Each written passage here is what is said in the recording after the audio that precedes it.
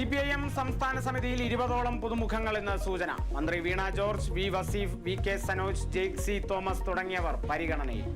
PK Shrimati, Anavoor Nagappan അടക്കമുള്ള മുതിർന്ന നേതാക്കൾ ഒഴിയും. സംസ്ഥാന സമ്മേളനത്തിന് കൊല്ലത്ത് ഇന്ന് കൊടിയിറക്കും.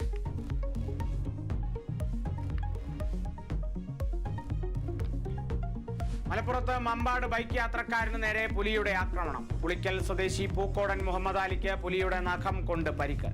നിലമ്പൂർ അകമ്പാടത്ത് വീടിന് നേരെ കാട്ടാന ആക്രമണം. വീടിന്റെ ഗേറ്റും മതിലും തകർത്തു.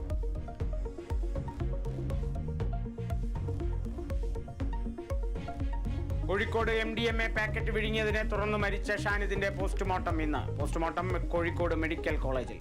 സംഭവത്തിൽ കൂടുതൽ പേരുടെ മൊഴിയെടുക്കാൻ പോലീസ്. ഷാനിദ് MDMA പാക്കറ്റ് വിഴുങ്ങിയത് പോലീസിൽ നിന്ന് രക്ഷപ്പെടാൻ.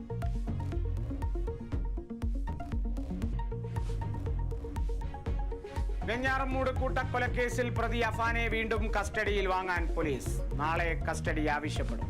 ലത്തീഫിനെയും ഭാര്യയെയും പെൺ സുഹൃത്തിനെയും സഹോദരനെയും കൊലപ്പെടുത്തിയ കേസുകളിൽ തെളിവെടുക്കും.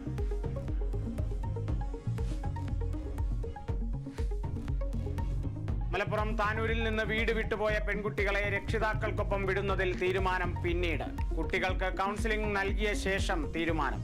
രണ്ടുപേരെയും പുനരധിവാസ കേന്ദ്രത്തിലേക്ക് മാറ്റി.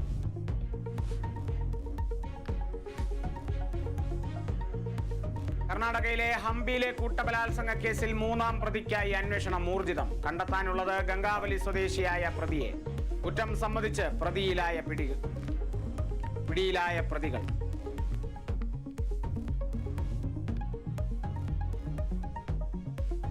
ചാമ്പ്യൻസ് ട്രോഫി ക്രിക്കറ്റിൽ ഇന്ന് കിരീട പോരാട്ടം. ഫൈനലിൽ ഇന്ത്യയുടെ എതിരാളികൾ ന്യൂസിലാൻഡ്. 3ാം കിരീടം ലക്ഷ്യമിട്ട് ഇന്ത്യ.